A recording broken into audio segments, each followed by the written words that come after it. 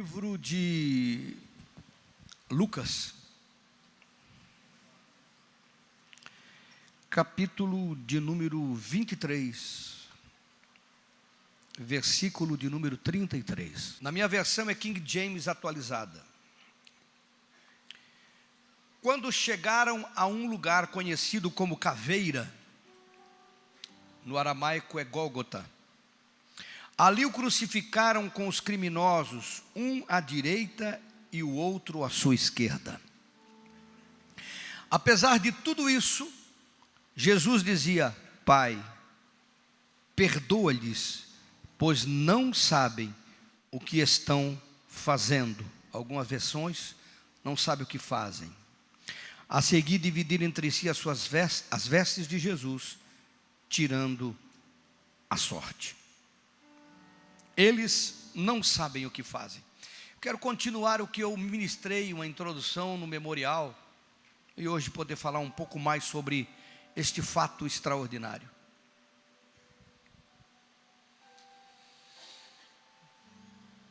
Só quem tem consciência do que está fazendo e aonde está pisando, para dizer uma frase como esta, uma frase extraordinária. Imagine você comigo de uma forma humana.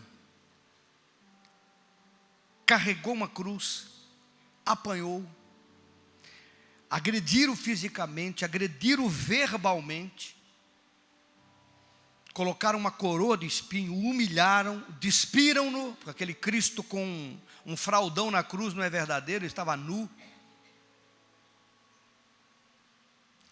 Despiram-no, o expuseram a todo tipo de humilhação, mas ele estava consciente do que estava vivendo, porque desde o Monte das Oliveiras, quando ele orou e disse: Pai, passa esse cálice, já foi mostrado a ele o contexto do que estava vivendo. Desde o Monte da Transfiguração, quando ele subiu com os 3 discípulos, ali apareceu Elias e Moisés falando com ele, naquela aparição extraordinária, onde Pedro ficou extasiado com o acontecimento. Já estavam preparando-no para este momento, ele já sabia, atravessou tudo isso, não pecou. E no momento da crucificação, estando lá, ecoa a sua voz: Pai, perdoa, eles não sabem o que fazem. Olhando a história, nós pensamos que ele estava falando daquele grupo de pessoas à sua volta, e daquele momento e naquele instante. Mas Jesus, ele é o autor e o consumador, ele é o início, o meio, o fim, ele é o alfa e o ômega, ele é a história. Jesus não começou ali e nem terminou ali. Então eu posso afirmar com toda certeza que esta frase, ela ecoou os 1000 anos antes e os 1000 anos depois para toda a humanidade que não compreende esse Cristo, esse sacrifício, esta obra extraordinária do Calvário. Não pense você que esta frase foi apenas para as pessoas que estavam ali zombando, foi para o soldado que botou a lança, que saiu água e sangue, foi para os ladrões que diziam: se tu és o Cristo, desce da cruz e tira a gente daqui. Ou para alguém que dizia: ele não dizia que ia destruir o altar em 3 dias, por que não desce da cruz agora? Eu não falava que era o rei. Não foi para aquilo que aconteceu naquele momento. Não foi somente por isso, por estes ou por aqueles, mas foi para mim e para a sua vida que estamos aqui nesta reunião de domingo, chamado de Domingo da Ressurreição. Esta frase ecoa para mim e para você: Pai, perdoa-lhes, porque eles não sabem o que fazem.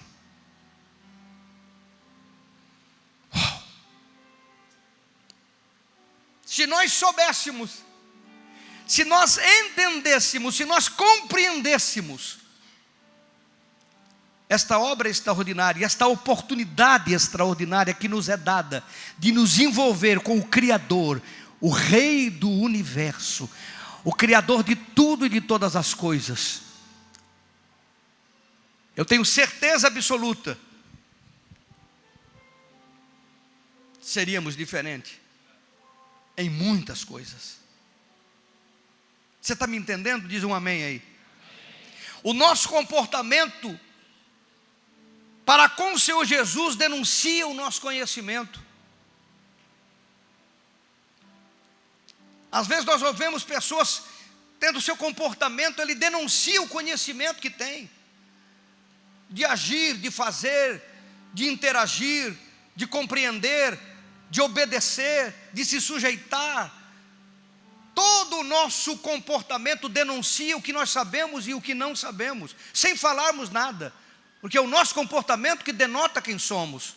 Nós podemos falar, maquiar, podemos dizer, mas o nosso comportamento, ele denota a nossa fé, ao nível que está a nossa fé.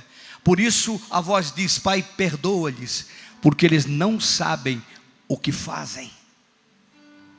Não foi para aquele tempo, foi para mim e para você agora.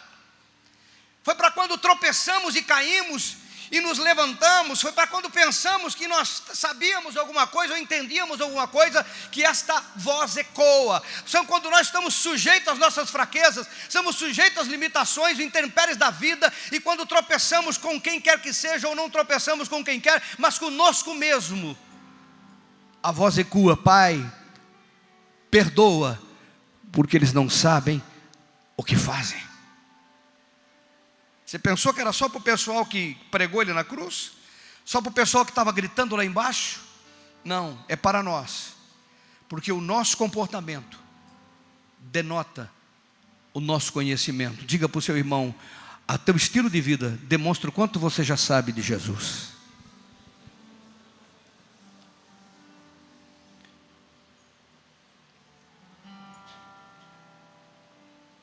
E a outra frase diz que o nosso conhecimento sobre Jesus muda o nosso comportamento. Quem não viu uma pessoa que a gente não dava, disse: não vale a água da louça? Alguém já ouviu essa frase? Não? Fulano não vale a água da louça. E de repente você olha para o indivíduo é outro. Não sai mais aquelas palavras difíceis de ouvir. O comportamento vai mudando, porque o nosso conhecimento de Jesus muda o nosso comportamento. Alguém dá um aleluia aí, não? O seu tem mudado? Quem tem mudado, dá um glória a Deus aí. Uma canção que diz: de glória em glória te vejo. Vamos sendo transformados de glória em glória. O apóstolo Paulo fala isso, que nós somos transformados de glória em glória, como olhando pelo espelho, olhando Jesus, pelo Espírito, a palavra. Porque o nosso conhecimento vai mudando o nosso comportamento.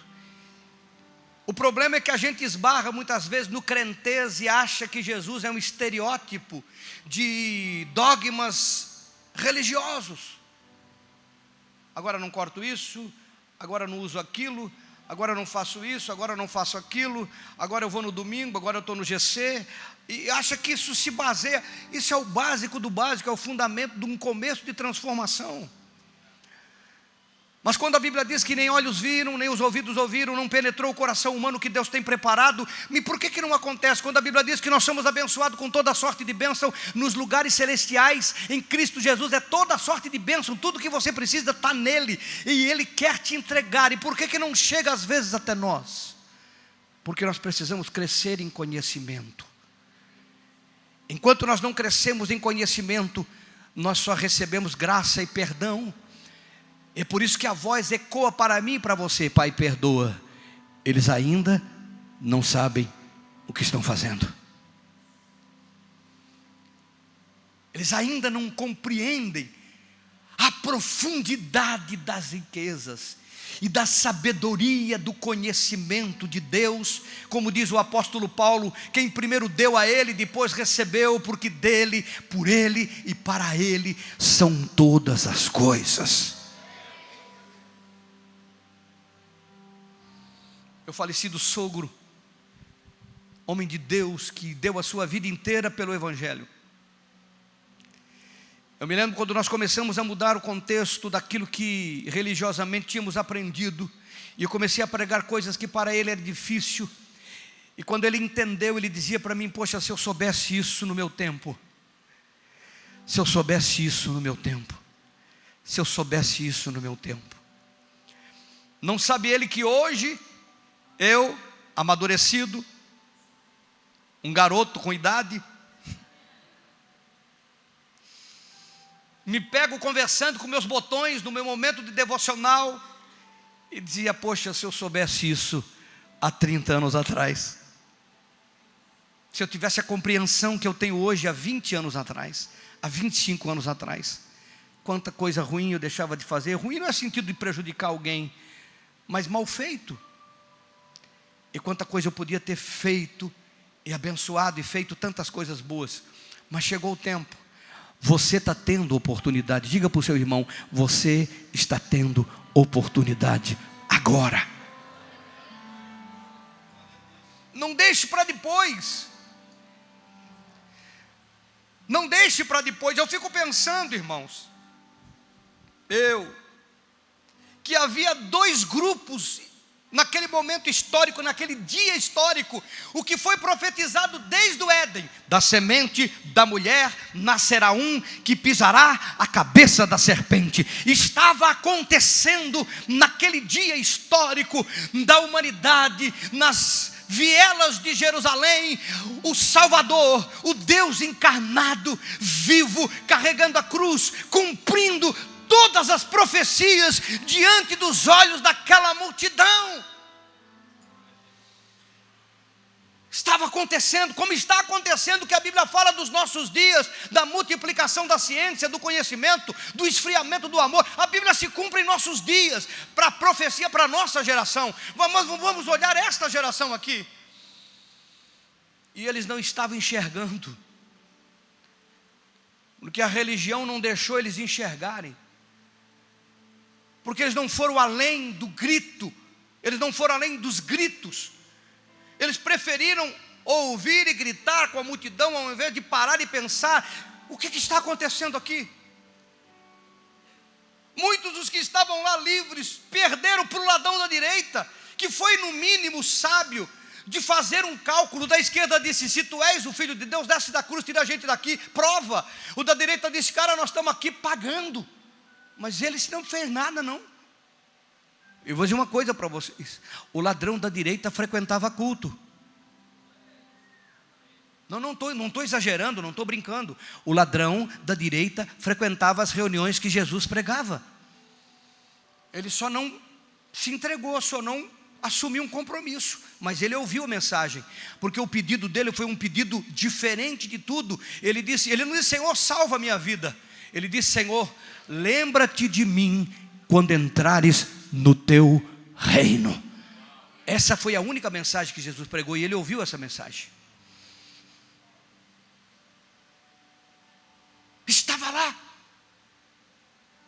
duas multidões naquele dia histórico extraordinário. A primeira multidão, a multidão calada, porque ela não podia se manifestar, senão iam prendê-los também. Tinha que ver tudo acontecendo calado. A multidão atônita, boca aberta.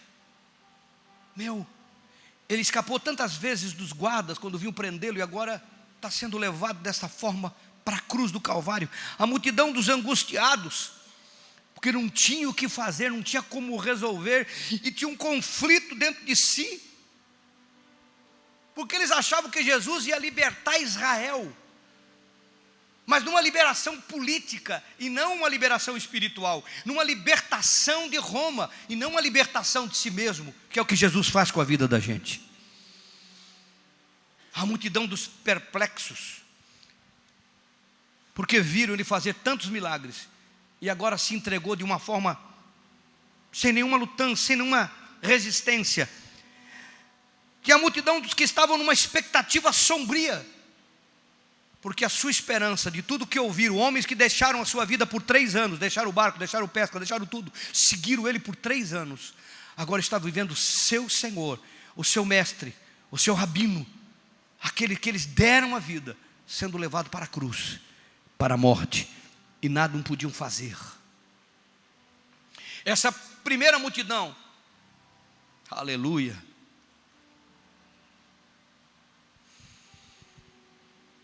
mudou 2 dias depois, porque a primeira multidão no domingo, o túmulo estava vazio.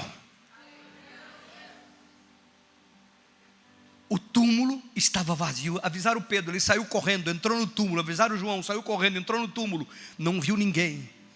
A mulher o viu, não pôde tocá-lo. Quando ele disse, Maria, ele disse, Rabi, ele disse, não me toque, ainda não fui para o meu pai. Os 2 discípulos do caminho de Emaús o viram. E a Bíblia fala que por 40 dias ele ficou aparecendo para os seus discípulos. Entrou no cenáculo 2 vezes, uma sem Tomé e a outra com Tomé, e disse, está aqui a marca, está aqui a marca. Ele ressuscitou. A multidão dos calados, a multidão dos atônitos, dos angustiados, dos perplexos, daqueles que tinham uma expectativa sombria, foi derrubada com o domingo da ressurreição, porque ele vive, ele está vivo, e foi comprovado dentro daquela geração. Aleluia! Uou!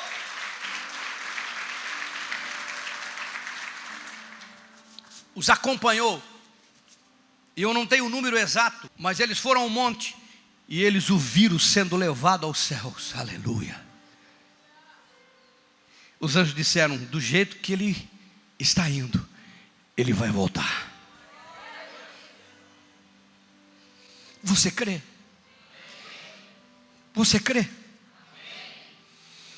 Que pudéssemos crer como devíamos crer, que pudéssemos saber como precisamos saber, e entender como precisamos entender. Não perca a frase, perdoa, Pai, eles não sabem. Eles não sabem. O não saber é catastrófico. O não saber na sua vida, estou falando pelo Espírito Santo de Deus agora, o não saber na sua vida pode roubar um milagre que você precisa, a oportunidade que você estava esperando. O não compreender é trágico. Pai, perdoa, eles não sabem o que fazem. Mas essa multidão dos calados, dos que sofreram, porque eles sabiam, eles não entendiam, mas eles ouviram, eles creram, eles esperaram. E o Senhor se revelou para cada um deles. Eles não gritaram no meio da multidão, eles não foram com a voz da maioria. E tinha um outro grupo, o outro grupo gritando a voz da religião dominante, levado pela opinião dos outros, sem saber que estava cumprindo-se uma profecia milenar. E eu pergunto para você, a multidão que gritava crucifica-o, representa a mesma que recebe o bem e se afasta por conveniência, não se compromete com a sua causa, recebe o seu favor, mas não entende o seu propósito na terra de existência.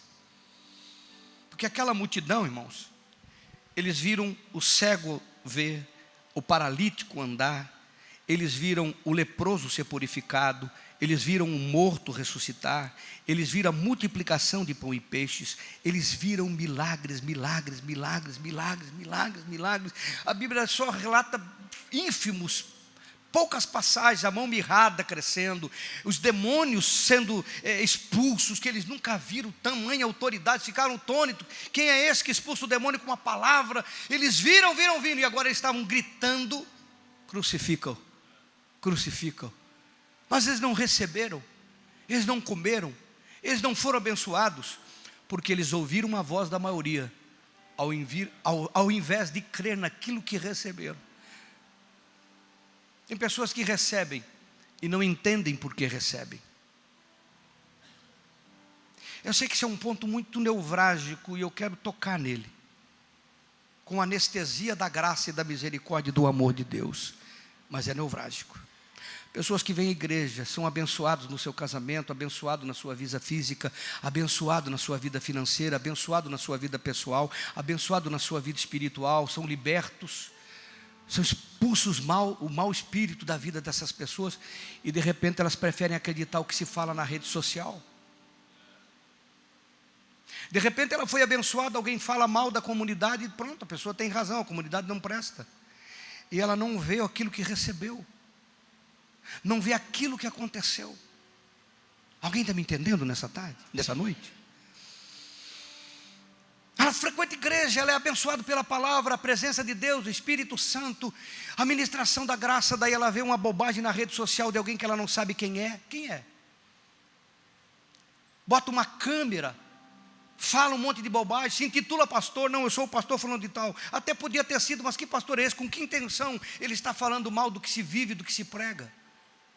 E a pessoa é levado com a multidão dos que gritam: crucificam, crucificam, crucificam, crucificam. E não sabe por que estão falando. Porque alguém disse que ele não presta, porque alguém falou que ele não presta, porque alguém disse que ele não é bom. Irmão, fizeram isso com Jesus. Depois de tudo que ele fez, fizeram isso com ele. Gritaram, a maioria, a voz do grito da multidão na rede social. Nós precisamos entender isto, porque havia essas duas multidões, a calada, perplexa, mas que foi ministrada ao terceiro dia. E a que gritou e crucificou, e não lembrou do bem que recebeu, e depois viu que não estava certa, porque até os guardas disseram: verdadeiramente este era o Filho de Deus. Eu quero que você entenda uma coisa: conhecemos a quem servimos?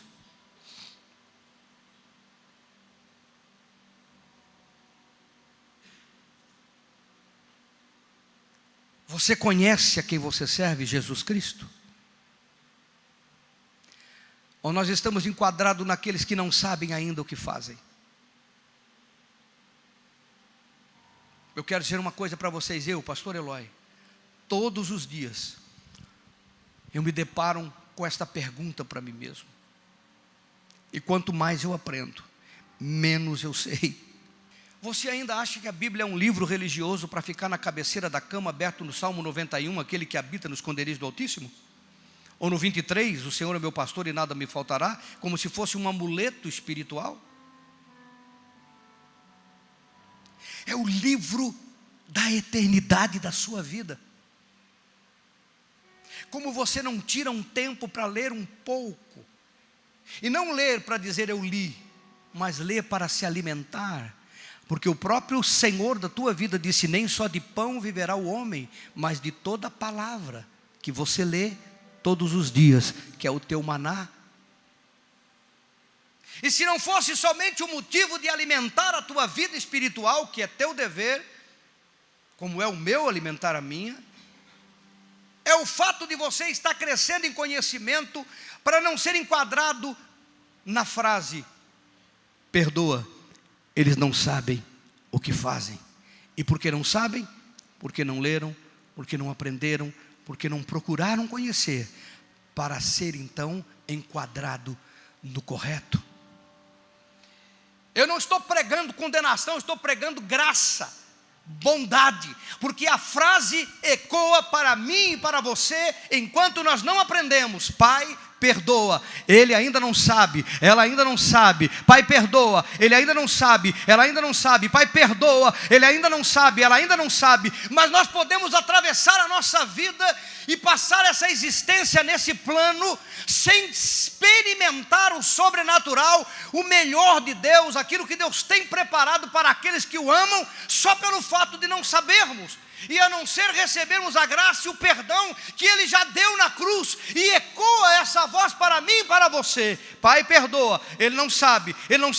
Que o Senhor possa olhar para a sua vida e ver você crescer e buscar e conhecer e aprender, para ter, para se alimentar, e Ele possa dizer: agora ele sabe. Libera sobre ele a bênção sobrenatural, libera para ele a bênção que está nas regiões celestiais, e que ele receba o melhor que tu tem para ele nesta vida e nesta geração.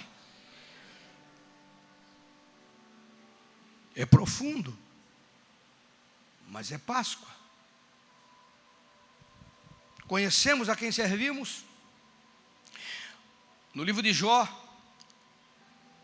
no capítulo 42, Jó era um servo exemplar,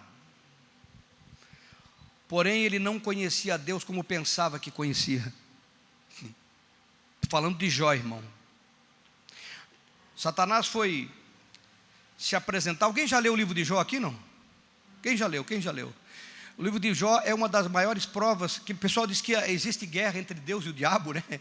Que existe guerra entre luz e trevas, força do mal, força do bem. Isso é ilusão de Hollywood, filho. O livro de Jó é a prova viva que o diabo é um agente a serviço e presta conta. E prestar relatório. Estavam todos os anjos prestando relatório, aí olharam no meio, Satanás no meio. Aí o Senhor perguntou: de onde tu vem, Satanás? Turismo. Vim de rodear a terra. Você acha que se houvesse alguma força de guerra, ele ia dar satisfação de onde ele foi?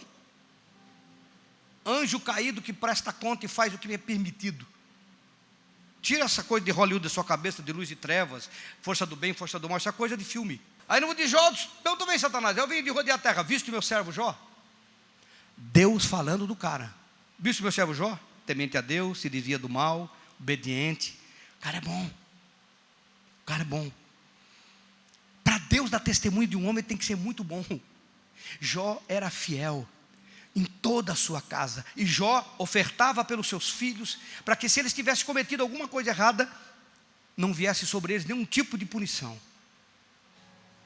Aí você sabe da história. Satanás diz: o Senhor abençoa ele, cerca ele com bênção, cuida dele, protege ele, guarda ele. Pode tocar, tocou em tudo. Jó deixou de ser milionário de uma semana para outra, se tornou pobre e doente com uma doença de chaga incurável. Uma semana para outra. Pensa na drástica queda.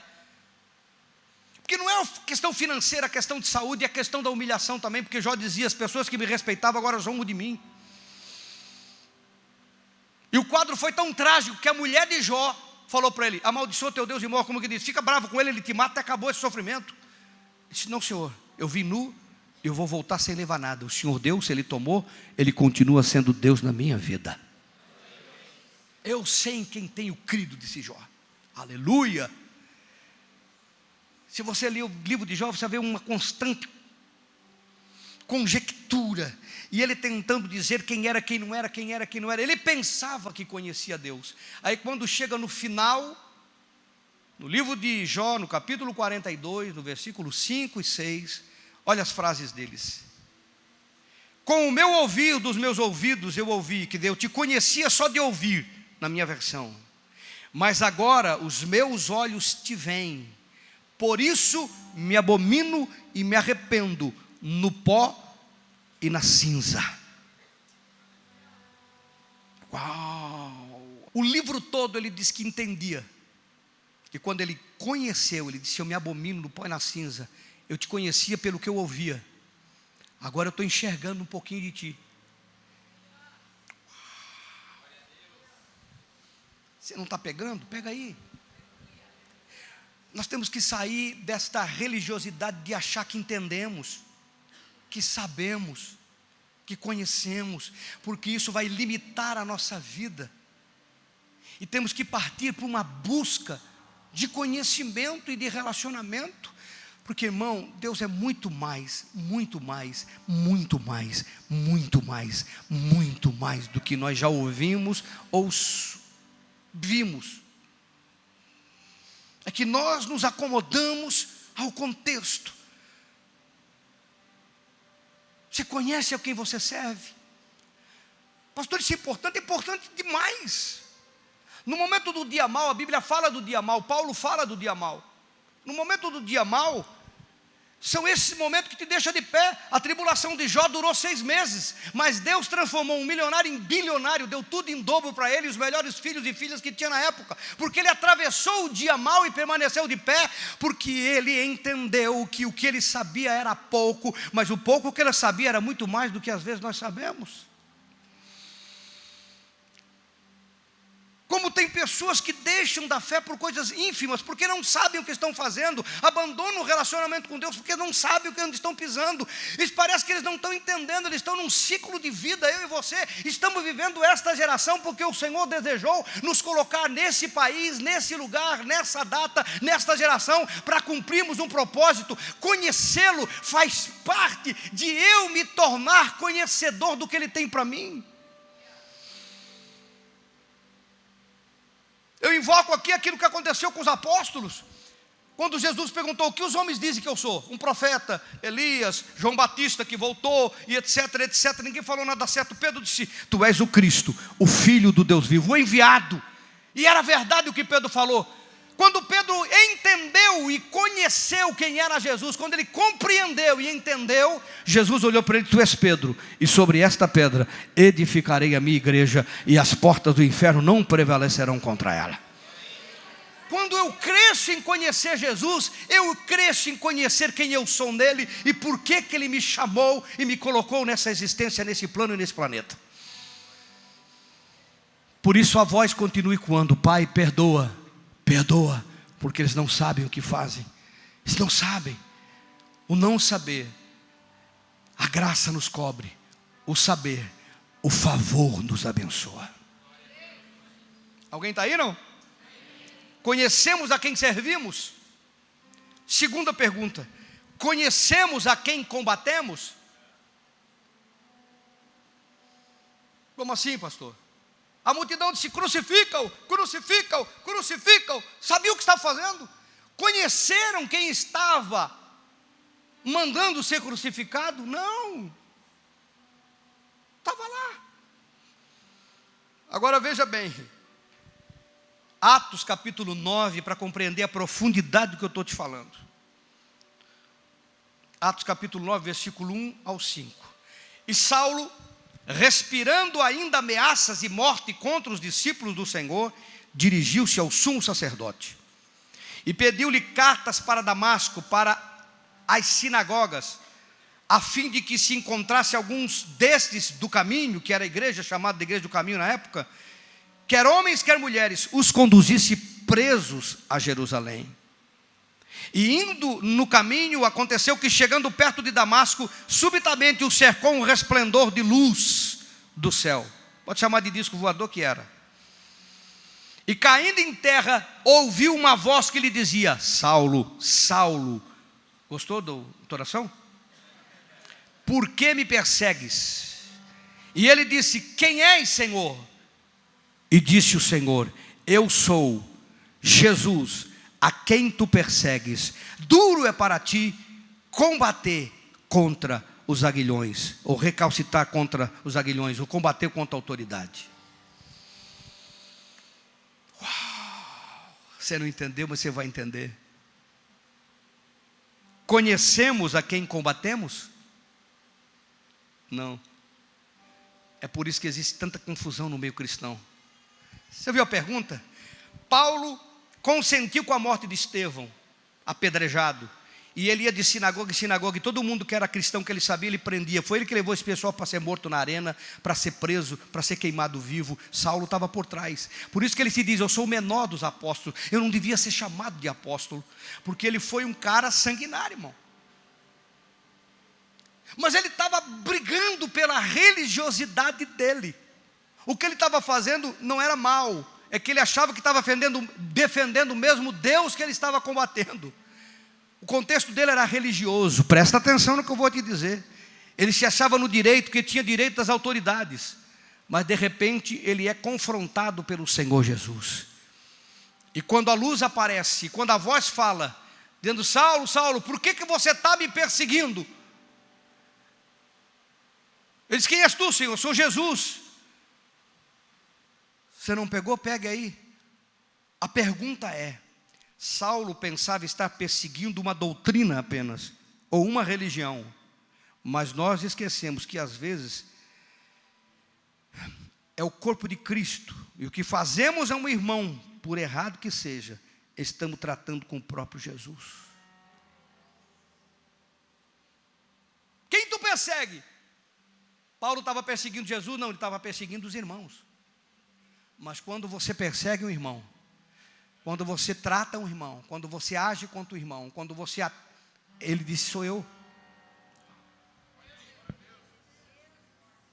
Quando você come o pão e bebe o cálice, você se funde, é Cristo em você. E Jesus não disse, por que você está perseguindo os meus filhos, perseguindo os meus irmãos, perseguindo a igreja? Porque você está me perseguindo. Eu sou Jesus a quem tu persegues. Uau!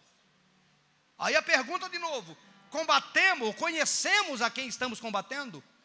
Porque às vezes nós perseguimos o irmão, tratamos mal outro irmão, prejudicamos outro irmão, seja da comunidade que seja, porque tem ainda gente que pensa que é a placa que vai salvar alguém, infelizmente. Não importa.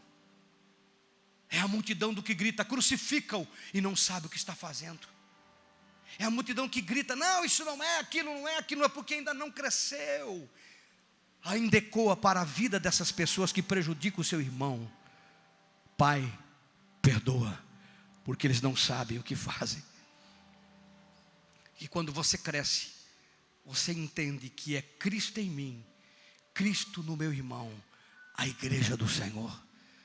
Não tem placa, não tem bandeira, tem o Espírito Santo que habita na igreja. Alguém está aí?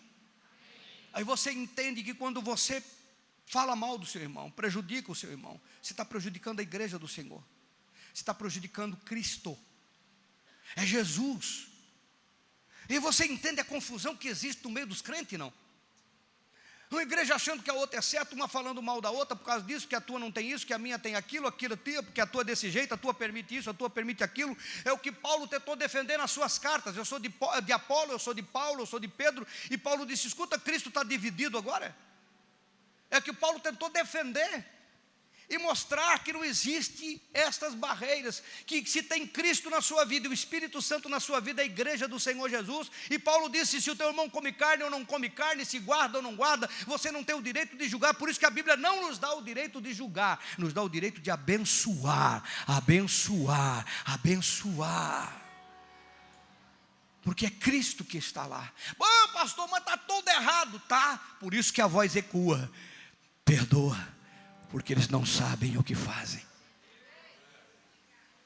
A multidão que gritou, crucificam, crucificam, crucificam, porque não sabia o que estava fazendo. Quando o Espírito Santo veio no Pentecostes e Pedro pregou o primeiro sermão, era a multidão que disse, o que nós podemos fazer para ser salvo?